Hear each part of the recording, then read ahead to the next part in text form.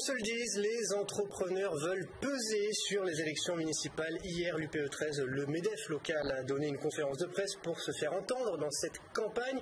Jean-Luc Chauvin, bonsoir. Bonsoir. Vous êtes le président de l'UPE 13. Vous publiez ce petit livre ici.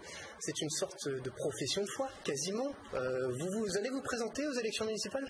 Alors effectivement, ça peut être une profession de foi, c'est une profession de foi d'idées, mais je ne me présenterai pas aux élections municipales. L'idée, c'est de proposer dans ce débat des municipales qui arrivent que les débats ne tournent pas uniquement autour du sujet polémique politicienne, mais qu'ils tournent autour d'idées, comment on crée, comment on développe, comment on crée de l'emploi sur ce territoire, et sur ce territoire au sens large, puisque... Et ça veut dire quoi? Que les politiques ne sont pas capables de se responsabiliser, qu'ils ne sont pas capables d'aborder ces thèmes comme il faut? Non, ça ne veut pas forcément dire ça, mais force est de constater que sur ce territoire, on manque d'une vision stratégique à un petit peu plus long terme. Nous, dans nos entreprises, on a l'habitude d'abord imaginer où on veut aller à 10 ans, à 15 ans, nous donner un cap, et puis faire tout ce qu'il faut pour atteindre ce cap.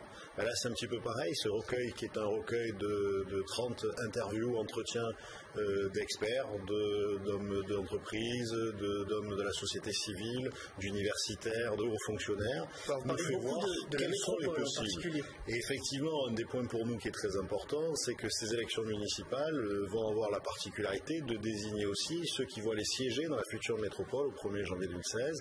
Et on pense qu'aujourd'hui, il faut imaginer le territoire, l'aménagement, l'économie, le développement d'emploi à l'échelle, bien sûr, les transports, à l'échelle de notre bassin de vie, non plus à l'échelle de nos frontières communales napoléoniennes qui sont largement dépassées. Alors, est-ce que vous pourriez appeler à voter pour un des candidats en fonction de ce que vous dites dans cette optique? A priori, non, c'est pas l'objectif. L'objectif, c'est justement de lancer un débat citoyen collaboratif, puisqu'on ouvre une plateforme qui permet à chacun, une fois qu'il a lu le livre ou qu'il veut apporter des idées ou des témoignages, puisqu'on dit que c'est un des possibles.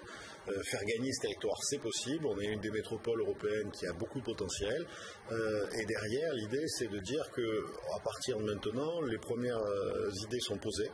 À chacun de venir collaborer sur notre site, donc fairegagnermarseilleprovence.com, et puis de là, on va démarrer un débat avec les politiques, de façon à ce que dans les différents programmes des hommes politiques et des femmes politiques, bien sûr, de ce territoire, Marseille, Aix, Avignon... Justement, les politiques, parlons-en. On a l'impression que ce début de campagne n'est pas forcément porté sur les programmes, on a l'impression, pour parler clairement, que ça ne vole pas très haut. Nous, en tout cas, ce qu'on constate, c'est qu'on préfère discuter des idées et des projets que discuter des personnes. Et donc, c'est ce qu'on a fait en mettant de la vision. Et maintenant, tout au long de la campagne, entre janvier, après la trêve des confiseurs, et jusqu'au mois de mars, l'élection, on va essayer de participer au débat, de donner des idées de long terme, mais aussi des idées concrètes de court terme.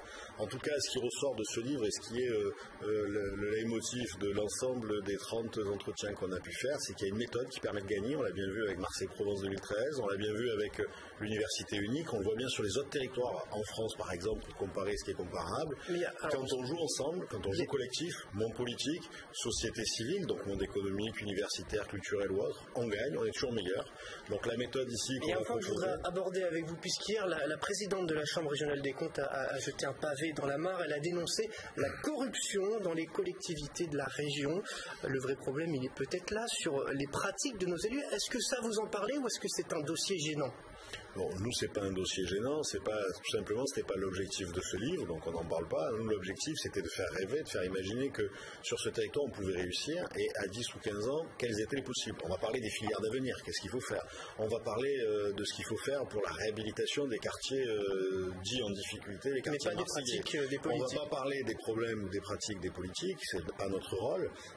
Et puis, effectivement, la présidente de la Cour régionale, la Chambre régionale de la Cour des comptes, l'a fait remarquer. Moi, je voudrais juste rendre hommage à la présidente de la Chambre régionale de la Cour des comptes, ainsi qu'aux deux autres femmes importantes qui copilotent ce territoire, la présidente de la Cour d'appel et la présidente des finances, enfin la directrice des finances publiques.